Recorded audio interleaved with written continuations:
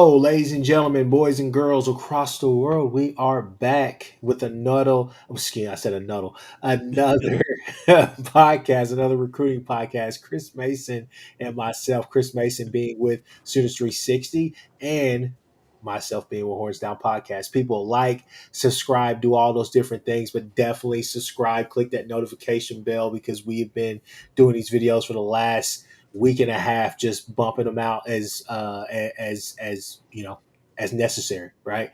Shout out to Jason, Hall of Fame College Football Podcast. We are broadcasting on all three channels, so definitely like the video on all three channels and subscribe to all three channels if you haven't. Definitely trying to get those numbers up. Shout out to our sponsor, Kaizen Performance here in Norman. Definitely go check that gym out if you got a chance. Chris Mason, how are you doing?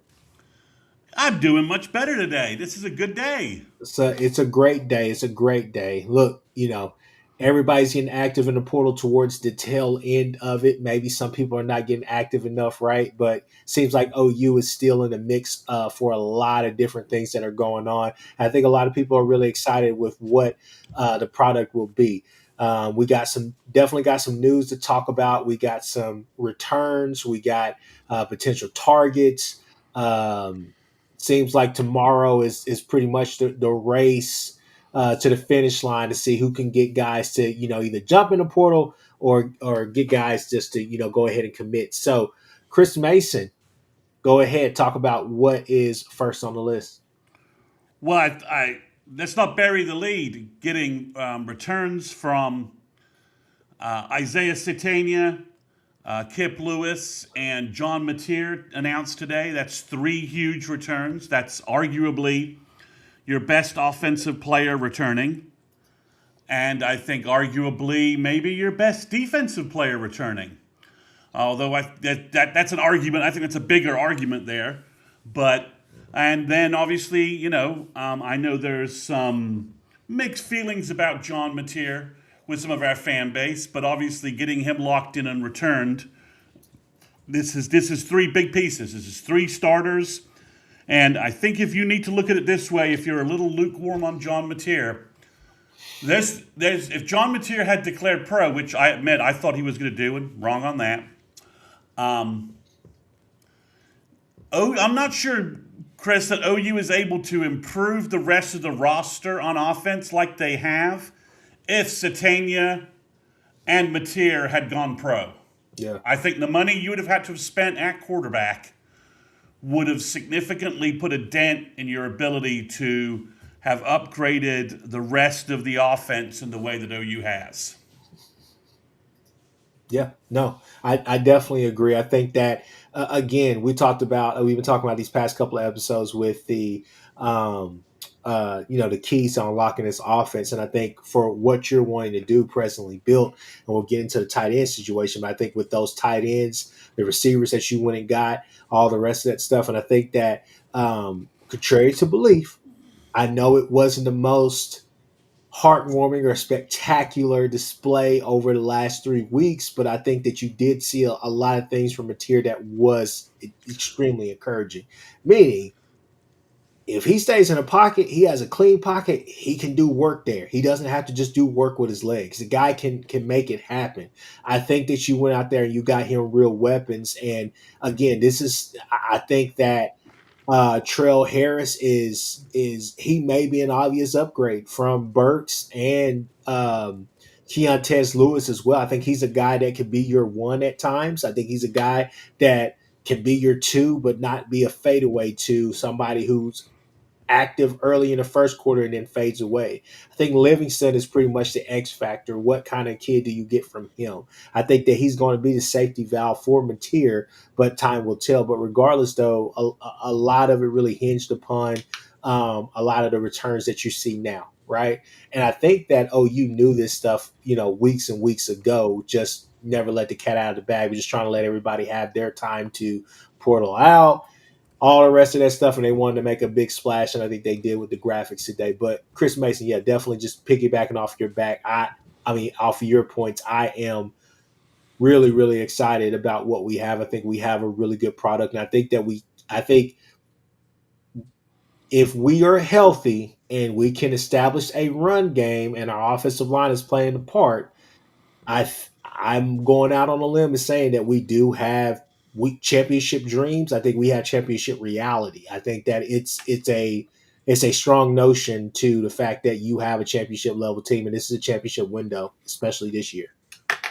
Yeah, and I think, obviously, if you'd had to go into the portal and replace Kip Lewis, that again, that cost of having to get Cole Sullivan and then a linebacker like if you had to pay for Owen Long and Cole Sullivan, for instance, that's money that you may not have to spend elsewhere. So getting Kip back and getting leadership and Kip's leadership and his energy back on that defense, I'm not sure that really any linebacker we could have got in the portal would be as productive as Kip next year. I mean, let's just call it what it is, right? Mhm. That Kip's experience in the defense, the energy and leadership he brings, the intangibles he's bringing, you can't really put a price on. And bringing that leader back for for the defense, it's bigger than any portal acquisition I think we could have made at linebacker. Yeah, no, last year we talked about it. Retention was probably the best thing that happened with this roster last year, and I think this year, those were three key pieces of what we're trying to build here. I don't think that they're done. It seems like every single day you and I text. There seems to be, three or four kids that have snuck on campus that we were just like, wait a minute, what?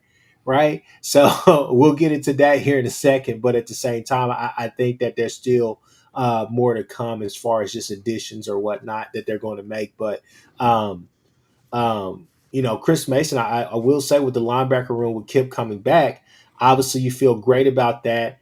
Nobody knows what's going on with the Heineke situation. You just lost Kobe to Northwestern. You lost Sammy O to UCLA. So the question is, obviously, they believe in their room with, the Marcus James of the world, the Cole Sullivan, obviously, but not just excluding Cole Sullivan from the situation. We know that he's going to be in that rotation for sure, heavy, right? Right. But Nesta, Marcus James, I mean, kind of, obviously those are two names that you got to be looking out for in particular right now, probably Nesta, but what other moves do you do? Because nobody knows what's going to happen with Owen Heineke. I think that's the question right now. Yeah, I think James Nesta is a guy that they believe. We're going to talk about this on a podcast moving forward, but we're going to come up with some Taylor Wine preseason award candidates, and right off the bat, James Nesta is one of those guys. It's year 3. The linebacker room is cleared of the seniors who were kind of keeping him, juniors, seniors who were kind of keeping him off the field. Athletically, he's as good as anybody OU's had in a while. He's 6'3", 230, 235, and I think he's going to be that guy. The wild card, I think, could be Taylor Heim. Is he used at Cheetah? Is he used at will linebacker? Where do you go? Obviously, that's kind of a wild card. Marcus James physically is a freak. I mean, this is, if you remember the dunk contest where Elijah Thomas and CJ Nixon were doing windmill tomahawk dunks. Well, Marcus James was right there doing that with them. If he's healthy and after his redshirt year and can pick the defense up and give you some quality reps at linebacker, that's in the mix. I honestly think, Chris, from the freshman class, I think Caleb Curry, the will linebacker prospect from Florida, I think he could legitimately help OU this year. As well as Nico Jandro could help at Cheetah, which maybe allows you to play Taylor Heim more at will linebacker. So there's a lot of moving pieces there. But obviously, the manna from heaven we're looking for is the NCAA deciding to go give Heineke an extra year. And then you roll with a threesome that might be as good as any linebacker threesome in the SEC with Owen Heineke and Kip as your starting backers, Cole Sullivan, and then James Nesta rolling into that mix, and then you've got yourself a bridge there. But yeah, I think we George Stoyer brought this up on one of their Sooner Scoop pods, and it was like last year we were all concerned about linebacker depth, we were concerned about defensive end depth, and we were concerned about cornerback depth. Post spring, we were wondering who are going to be the guys, what's going to happen here, and then well, everyone says Taylor Wine's going to be good. And like, well, we haven't really seen anything from Taylor Wine other than a double personal foul against I think it was Kent State. Yeah. So it tends to be on defense. It tends to be Chris third year players kind of break out, right? We've seen that kind of the last 2 years, right? Third year players kind of get going in this defense.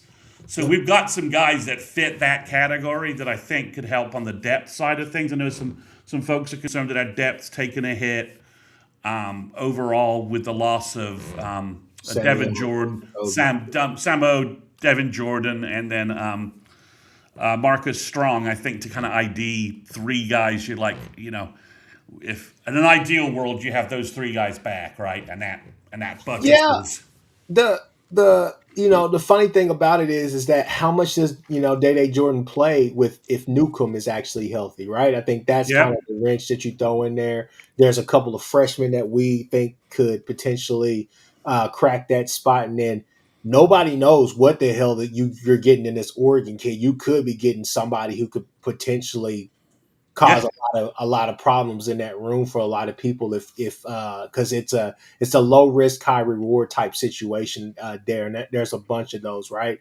But Marcus Strong is probably the one out of all of them who you're just sitting there like third year or whatever you feel like, okay, he was going to take that step, going to take that leap, whatever the case may be.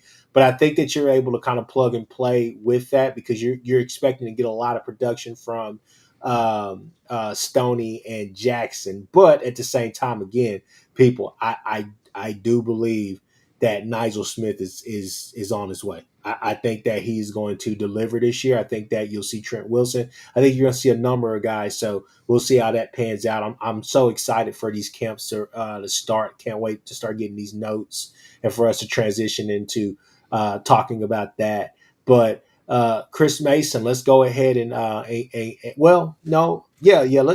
go ahead. Transition to the visitors today. Let's go ahead and transition to the visitors. Yeah. Okay.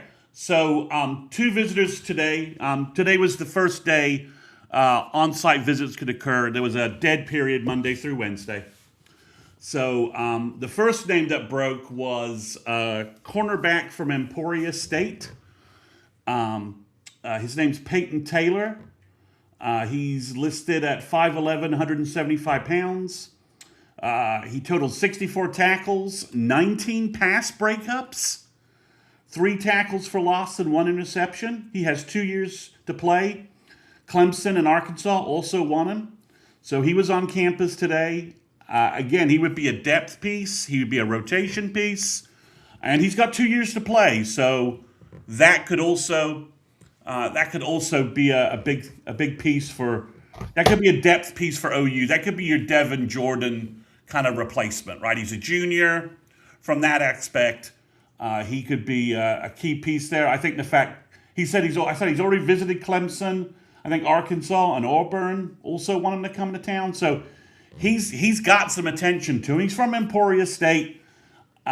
Which, if I remember right, is Leon Lett's former college, Dallas Cowboy from the Jimmy Johnson era for those older folks on chat.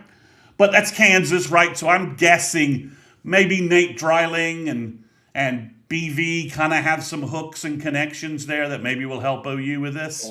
Yeah, the MIAA right now. I mean, UCO and all the rest of them are going crazy right now as far as that is concerned. But yeah, no, that again, this is just very characteristic of what you're seeing with, this whole Venables regime, especially now with the Nagy effect happening, right? They're kicking tires on guys that they're just like, hey, we can have developmental pieces. I was talking to my uncle about the whole 105 thing, and he was saying, his thoughts are, potentially, okay, well, how about this? How about you just turn those last 20 scholarships? Yeah, they get the scholarships or whatever, but you're kicking the tires on a whole bunch of like developmental pieces, right? I don't think anybody's necessarily expecting, a D2 player to come in right away at cornerback for us and do something. But then, you got all the Fair State kids that are about to, basically come in everywhere across college football. You have, obviously you saw Trinidad Chambers. I know these are two different positions, but just saying, if it translates, it translates. So I think you're just basically trying to go and find NFL quality guys to fill out this roster, So yeah. Yeah, so that's the cornerback. And then the bigger news of the day is on Tuesday, Jack Van Dorselaer from Tennessee hit the portal. And that kind of, I sent Chris a note on that. I kind of said, okay, maybe just something to keep an eye on here because he's from South Lake Carroll in Texas, in the Dallas area. He was highly recruited out of high school. He was a 4-star recruit, ranked as high as the number 5 tight end in the country, depending upon who was doing the ranking out of high school. He played a lot of snaps for the Vols this year, and he was on campus today. He was they're primarily their backup tight end, but he's a pretty good blocker. He is also his high school footage is very good. He's a very good blocker, physical blocker, but also an excellent receiver. He's 6'5", 235, 240.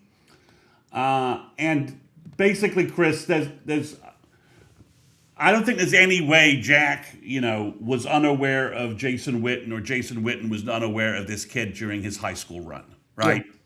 I mean, Jason's coaching high school football in the Dallas area. He's Jason Witten.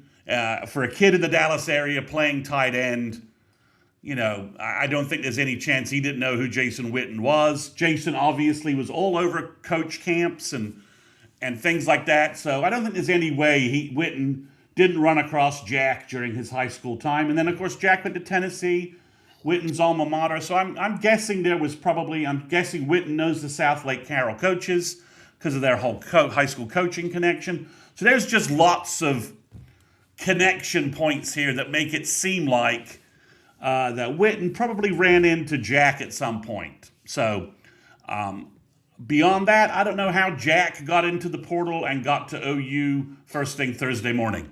So we'll just leave that out, that Jack saw the announcement that OU was getting Jason Witten, and he decided, well, maybe I'll put my name in the portal and see what's going on. Also, Tennessee has another tight end in the same class, the Brain kid from Kansas.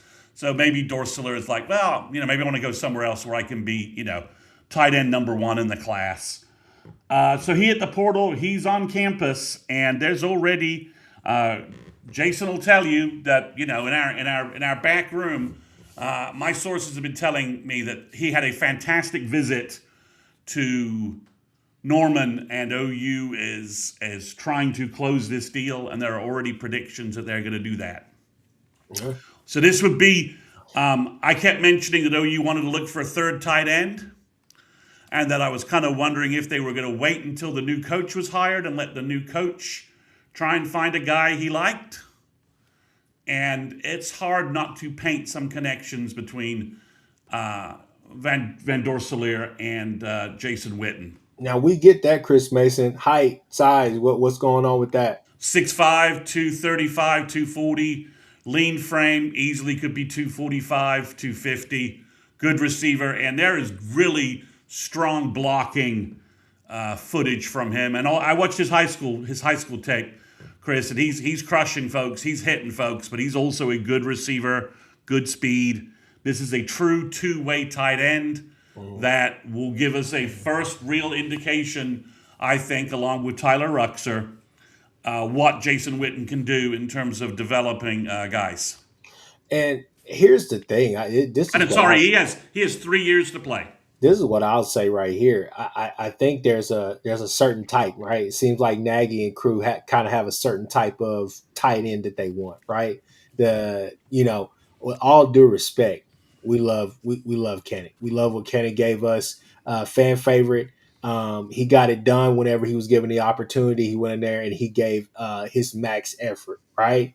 Caden Helms loved it on that side of blocking.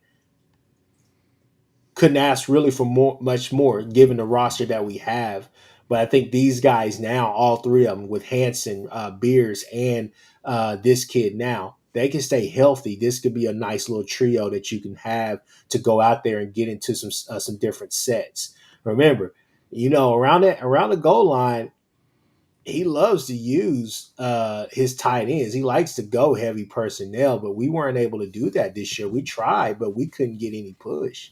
You know, we try to run at the edges with our tight ends and stuff like that, and leave them on islands and stuff. And we ran some, we, we try to run a whole bunch of stuff, and it just didn't work. A lot of split zone stuff like that. It's just you can't necessarily do it because you don't have necessarily blocking tight ends. I think also another thing is the simple fact that Kamek is only 6'2", right? So that's another thing. Being a 6'2", tight end, yes, the speed, all the rest of that stuff was there whenever he was given the opportunity. We know that, but again, I think these guys are going to be able to unlock some things that we just weren't able to do this past year. So, yeah. I mean, three tight ends. You've got 6'7", 270-pound Hayden Hanson. Yeah. Rocky Beers, who's 6'5", 250. And then you've got this kid who could easily be 6'5", 250 by the time he plays a football game for OU in the fall. And then that means you've got multiple tight end sets. You've got depth at tight end. And, let's just face it. Hayden Hanson played 32 games. Maybe I think he has like 36 starts in the SEC. None of our tight ends were really SEC tight ends the last 2 years. None of the guys. I mean, Bauer Sharp went to LSU and was as effective there as he was in Norman. So it wasn't just the disorganized offense we had here. He's just not physically up for playing tight end in the SEC. And if nothing else, Hayden Hanson, is a good blocking tight end. He's a big guy. He can handle defensive ends in the SEC. He blocked Colin Simmons. He blocked Trey Moore.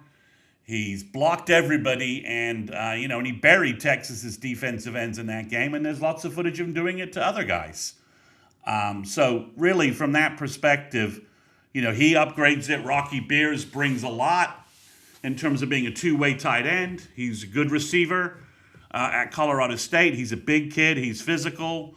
He scored 7 touchdowns last year, and then you bring in your development guy, your guy that is ready to after a freshman year playing a lot of football for Tennessee, blocking a lot of guys. You got a guy who is SEC capable, playing in the SEC, and then you bring him in, and you can make him, maybe your top receiving tight end threat, or behind Beers. He has a chance to work with Beers and Hanson, allowing our younger guys a chance to not be just thrown to the wolves completely. Yeah, This fall.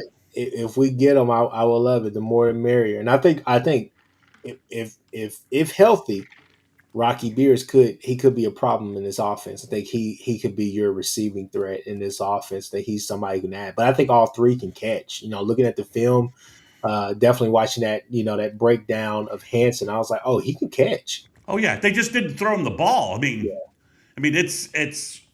We'll see. We'll see what this will do for our running game. Also, our pass protect. Hayden Hanson is a weapon you can use to do some different pass pro stuff to give Mateer a better pocket. So, but also, Caden Helms did the best he could on completely reconstructed knee, and he was 235 pounds. Yeah. And he did the best he could. We've now got 3 tight ends bigger than him and more athletic than him. I mean, I'm hoping he regains some of his speed next year at Minnesota. Maybe he puts on some more weight and he can get to 250. And now that he's finally not in a rehab year, maybe he can have a developmental year. But OU can't bank on any of that, right? OU couldn't really bank on that. Cade McIntyre hasn't hit the portal. I don't know where that situation is going, but I have a hard time expecting him to see the field when he's 6'3", 230. He's been beaten up so much, and even Trinae Washington's bigger than him at 6'5", 240. and Tyler Ruxler comes in with a much better receiving skill set. Even as a light, flexed out tight end, he's taller, probably bigger, faster, and a much more accomplished receiver. So we've just got to, Chris, we go in with like, you know, I'm going to use this. I don't want to, I'm going to be a little cold here again. You guys, you're always making fun of me for being cold. I mean, Chris, it looks like we go from the island of misfit toys at tight end to actual SEC, to three actual SEC level tight ends. Hey, you know, that's what you want in this day and age, is just to upgrade the roster, and I think that you did there. So, Chris Mason, were there anybody else? Was there anybody else that popped on campus? No, but it just popped that OU has offered from UAB. So the pieces left, right, are they want another offensive lineman. Speaking of that, I'm sorry to cut you off. I'll be right back, but I do want to get your thoughts. You can go now. I can hear you, but Peyton Joseph, what happened to that? Well, he committed. He's part of the. He's signed with OU. Oh, He signed with OU. That's all good, and that's a huge. That's one of those you track that story 2 years down the road, and all of a sudden you're like, I didn't pay much attention when OU picked him up, and now that kid is playing at an elite level, from a certain perspective. So, you know, so that he's part of the O line class. So OU just offered it, just kind of blew up on Twitter here while we were talking, and actually got to it before Boomer 580 posted it. Maybe he's not in here tonight.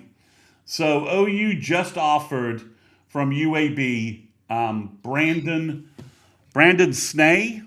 He is a 6'6", 312-pound tackle, 85-inch wingspan, and he's got 1 year of eligibility. But OU just offered him.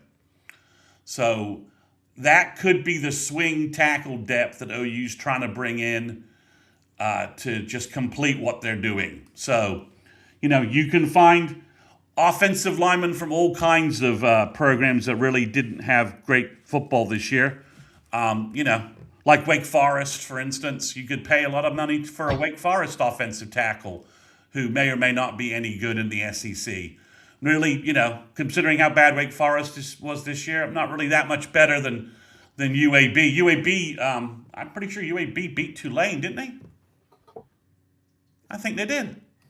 So they're in the college football playoff, which certainly Wake Forest wasn't in. So anyway, I don't know anything about this guy. OU obviously offered him. They're looking for one O lineman in the portal, Chris. They're looking for a safety.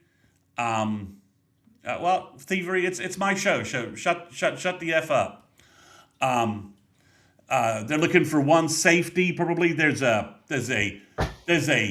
JUCO guy called Aaron Edwards who's interesting. He's 6'3", 200 pounds. He's from the Oklahoma City area, I think. He looks kind of interesting. Okay, Bevo Bodyguard, go tell it to a Texas recruiting show. Just keep going. Yeah. They're over here. They're trying. But from that perspective, so he's.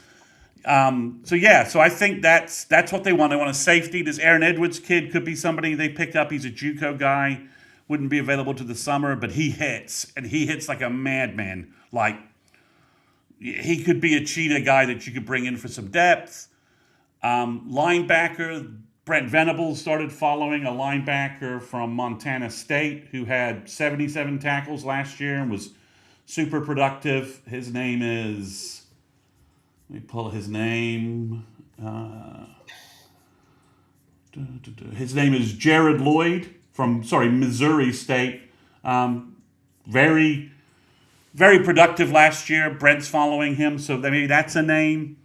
Maybe there's another name. If OU knows that Owen's not going, I think you might see somebody.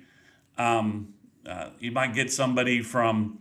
So you might see somebody enter the portal that OU quickly gets on campus and quickly signs. Yeah, that's that was the next question I was going to ask was what's going on with linebacker. I think linebacker, and I've been interested in running back the whole time, but those two spots. But go with linebacker first. What's going on there? Well, like I said, they're following. There's no offers out there right now, and no visitors right now. But I think OU is kicking the tires in terms of contacting and tracking some guys. So we'll see. You know, we'll see about that.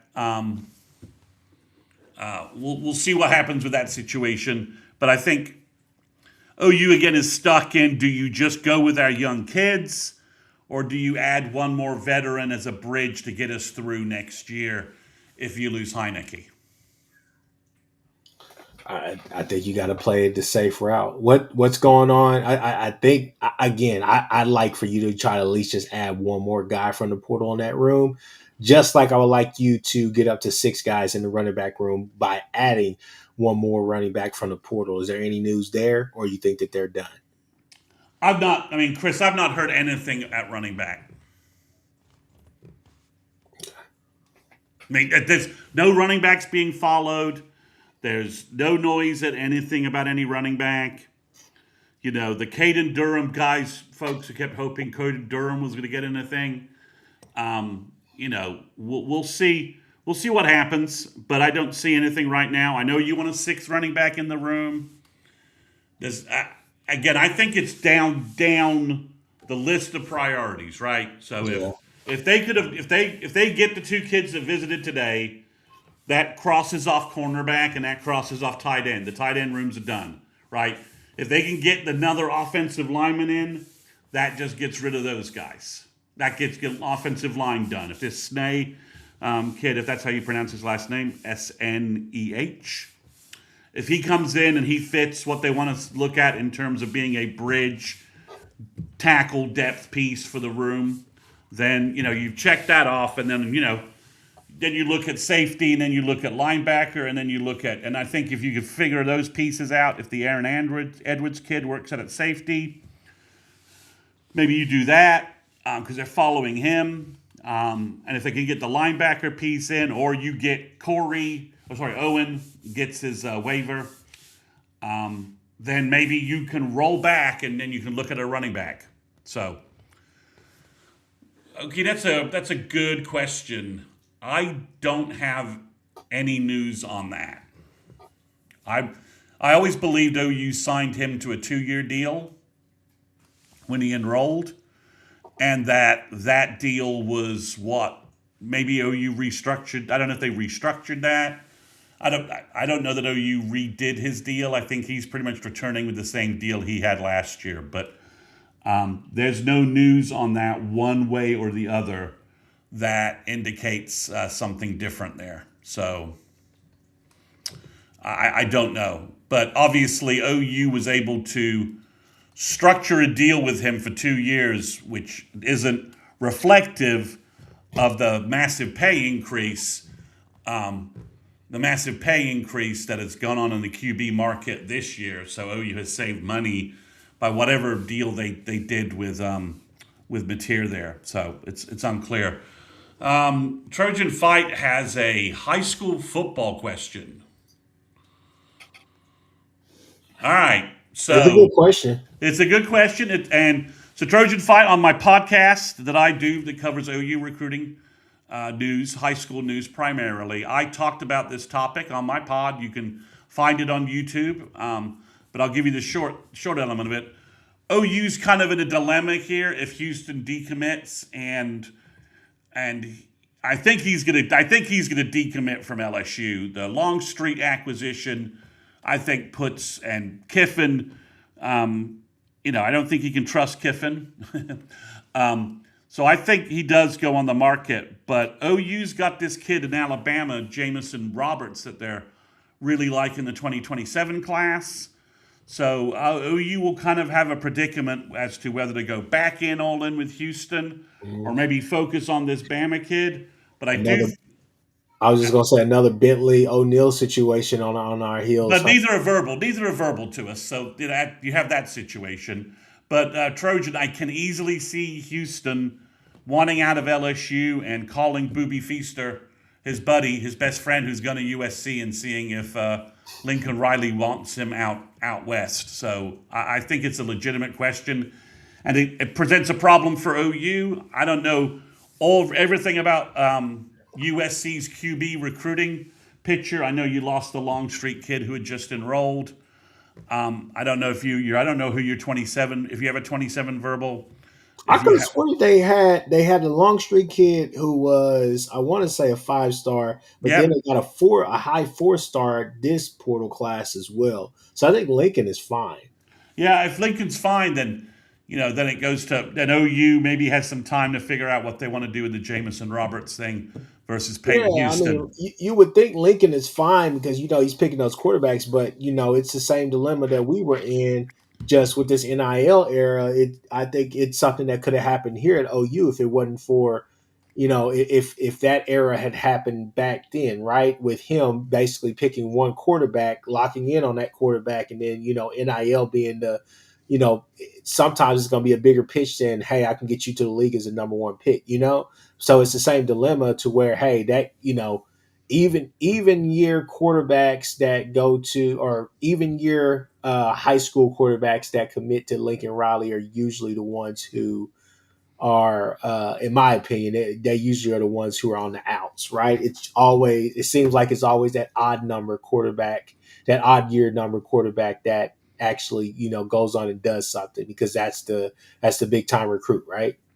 Yeah, so I don't know where USC will zig or zag on this, but I think if Houston goes decommits from, and he's got plenty of time to figure out what he wants to do, Yeah. if he was to decommit from LSU, but I do think OU and USC would be two natural landing spots for him in terms of where he would like to go. Texas was somewhere in that mix. I don't really view them as being a player in that.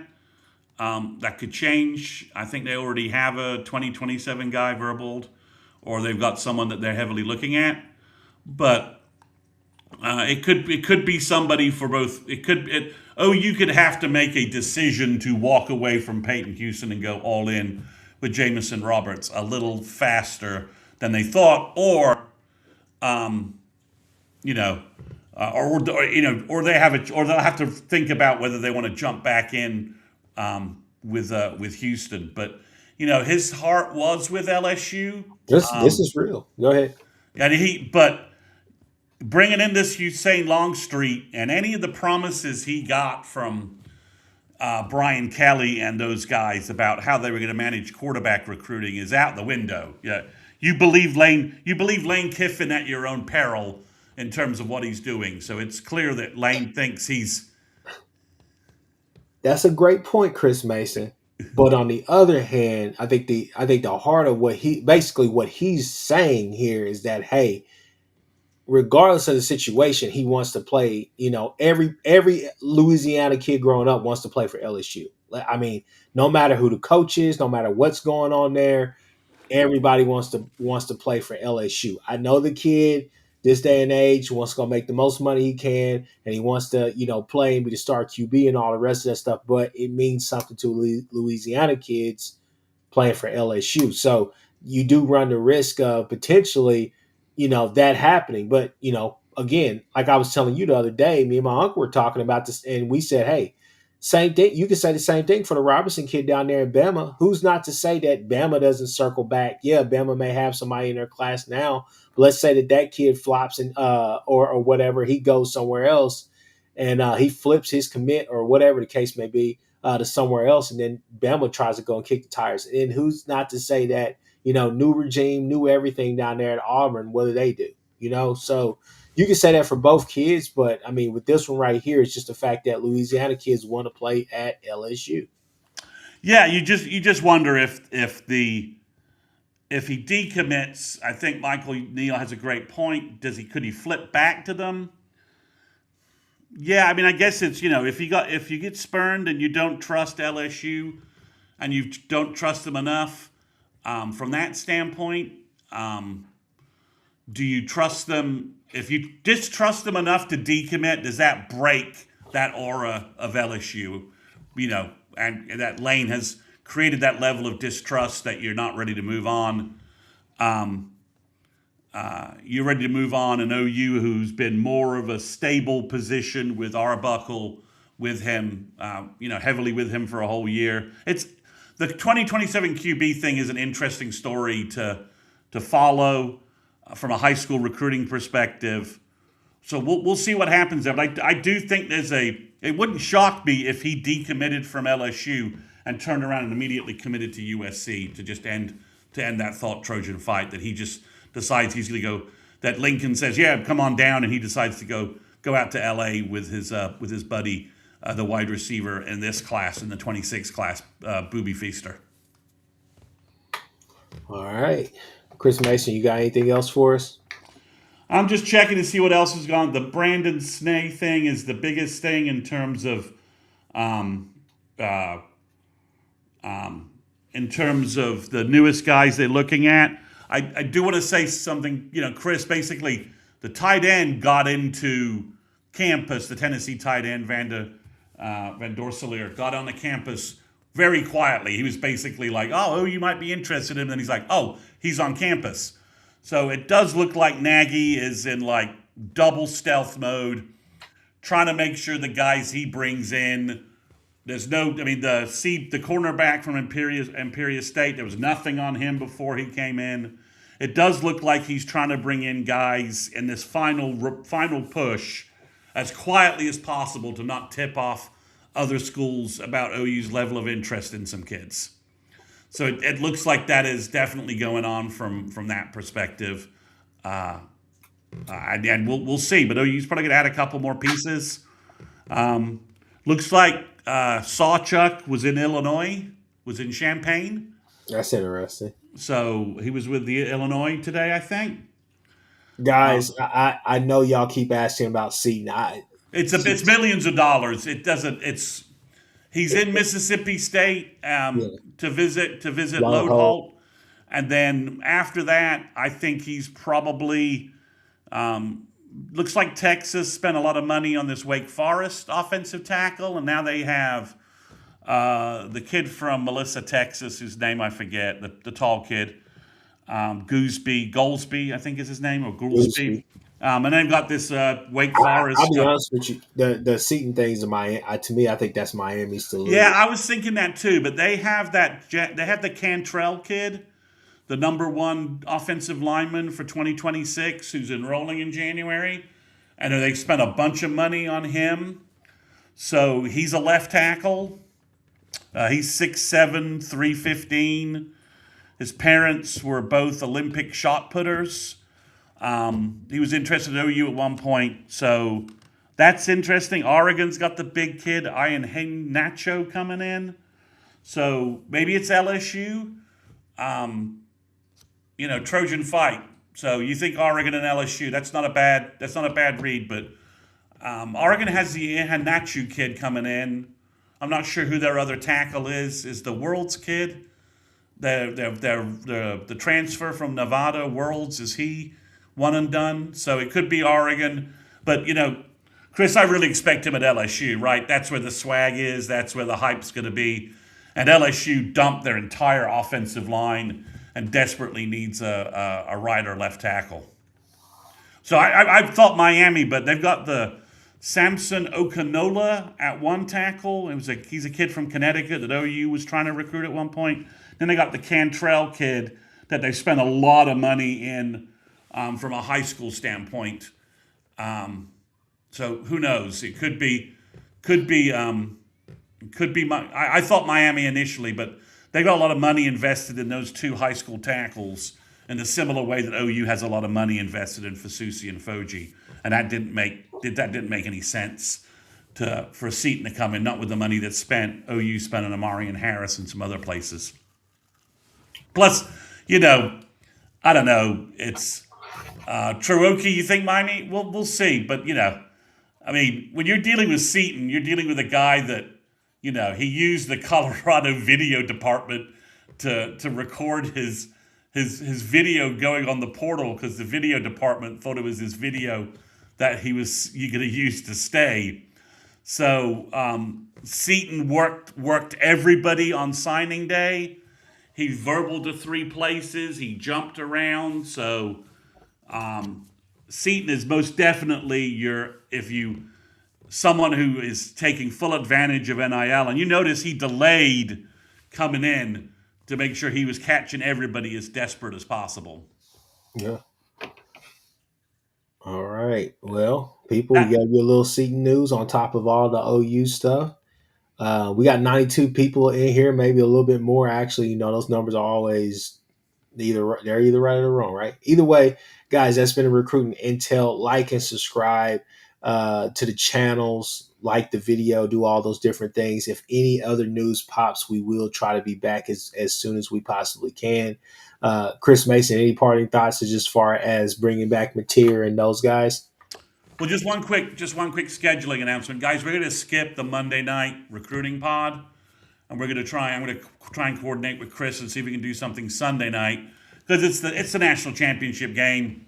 We just want to sit down and watch that and not have to do a live stream for an hour during the national championship game on Monday night. So we're going to move that to either Sunday or Tuesday. Just keep an eye out on Twitter. From if you're following me on Twitter, I'll make an announcement on Twitter about what we're going to do. But we'll be back. We'll have content for you guys either Sunday or Tuesday, depending upon how the portal action goes over the weekend. But I think when you think about if OU had lost Mateer, they'd lost Kip, and they'd lost Satania, I don't think OU could have made the overall wide sweeping upgrades and depth additions that they did. I mean, it would No, have been a massive portion, of OU's NIL budget if they had to do that. Since we have Texas fans in there, if you had lost Colin Simmons, Arch, and Wingo to the portal, that would have taken a big dent out of your NIL money. So that's essentially what OU got back. So I think that we can't overlook what OU was able to retain and sign from the starting 11 that they have.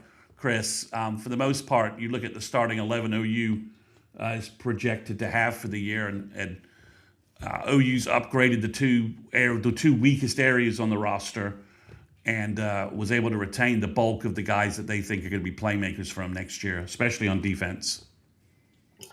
all right. Well, people, again, like and subscribe. Check out our sponsor, Kaiser Performance. Do all those things for all three channels. Again, we'll see you guys on the flip.